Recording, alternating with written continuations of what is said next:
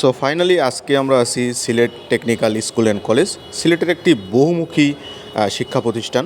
এখানে যেমন স্কুল কলেজের ছাত্রছাত্রীরা পড়ে, তেমনি সিলেটের যে আমরা রেমিটেন্স যোদ্ধা বলি, বিদেশগামী যে ভাইয়েরা, তারা এখান থেকে ট্রেনিং নিয়ে এরপর বিদেশে যাত্রা করে। এখানে নানা ধরনের হেভি ইকুইপমেন্ট আছে, যেমন পাওয়ার, মেশিনারি, মেশিন টুলস বা যে কোনো ধরনের যে কর্মসংস্থানগুলো আছে, টেকনিক্যাল বিষয়গুলো আছে, এগুলোর ব্যবহারিক জ্ঞান দেওয়ার মতো মানুষ, জনবল এবং সেই সাথে ইকুইপমেন্টও আছে।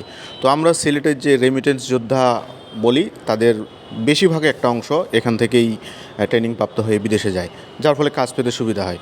যাই হোক, আজকে আমরা যে কাজটাতে আছি এটাকে আমাদের সিভিল ইঞ্জিনিয়ারিং ভাষায় বলে কন্ট্যুর সার্ভে, অর্থাৎ পৃষ্ঠের যে মাটির পৃষ্ঠের যে লেভেল, সেটার হিসাবেই আমরা এখানে আজকে ক্যালকুলেশন করতেছি। তো মূলত বর্তমানে আমরা সেলফি পিচ থেকে দেখতেছি, কারণ উপর থেকে জিনিসটা দেখলে অনেকটা বড় এরিয়া ভিউ পাওয়া যায়।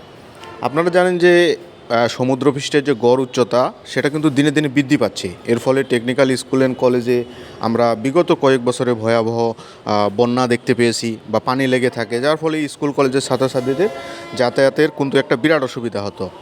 তো এখানকার এখন কি করা হবে, মাটির পৃষ্ঠটাকে একটু ফিলিং করে উচ্চতা বাড়িয়ে দেওয়া হবে, এবং যেসব বিল্ডিংয়ের ফ্লোরগুলো একটু ডাউন হয়ে আছে সেগুলো ঢালের মাধ্যমে আপ করা হবে। এর ফলে মোটামুটি যে প্রাথমিক যে সমস্যা, সেটা হয়তো রিকভার হবে, তবে হয়তো 10-15 বছর পর আরও সমস্যার সম্মুখীন হতে পারে। যাই হোক, আপাতত টেম্পোরারি একটা ব্যবস্থা এখানে নেওয়া হচ্ছে, এবং আমরা invent civil and survey team আছি এই কাজটা পরিচালনায়। আমাদের যথেষ্ট চ্যালেঞ্জিং ছিল, প্রায় 2-3 দিন আমরা কাজ করেছি, যেহেতু জায়গাটা খুব স্ট্রাগল। আপনারা দেখতে পাচ্ছেন ঝাড় জঙ্গল, এবং এই মুহূর্তে বৃষ্টি শুরু হয়েছে, গুড়ি গুড়ি বৃষ্টি। এই বৃষ্টির মধ্যেও আমরা কাজ চালিয়ে যাচ্ছি, কারণ আমাদেরও শিডিউল ব্যস্ততায় এই কাজটি পড়ে যায়, যার ফলে আমাদেরকে এক প্রকার একটা টার্গেট নিয়ে আসতে হয় যে আজকে আমরা কাজটা শেষ করব। এবং মেশিন দেখতে পাচ্ছেন সেটা হলো টোটাল স্টেশন।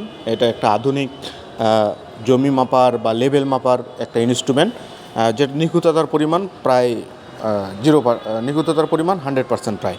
তো যাই হোক, আমরা আমাদের এই যে একজন মানুষকে হায়ার করেছি, কারণ এই জায়গাগুলো পুরো জংলা।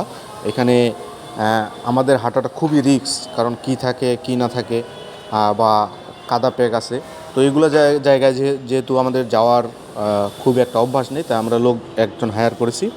এখানে কিছু লাল শাক দেখতে পাচ্ছি, লাল শাকগুলো বয়সের ভারে বুড়ো হয়ে গেছে, এবং এই বাড়িটা কিন্তু গাছে গোছালিতে ভরা। এবং এখানে দেখতে পাচ্ছেন একটা টিন শেডের পাশে ড্রেনে চাচাকে প্রিজম ধরিয়েছি। মূলত আমরা যেগুলো এরিয়া হাঁটতে পেরেছি এগুলো আমরা নিজে কভার করেছি, এবং যেগুলো একটু বেকায়দা সেখানে মানুষ নামিয়ে দিচ্ছি।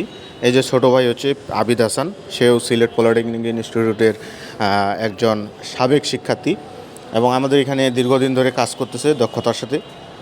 যাই হোক, একটা বৃষ্টিময় দিনে আমরা কাজটা শেষ করতে পেরেছি অবশেষে, এবং আমাদের রাজীব ভাই খুব কষ্ট করে এই ড্রয়িংটাকে অল্প সময়ের ভিতর সাবমিট করতেছে, বিশেষ করে ক্লায়েন্টের চাহিদা খুব দ্রুত থাকায়। যাই হোক, কাজটা চ্যালেঞ্জ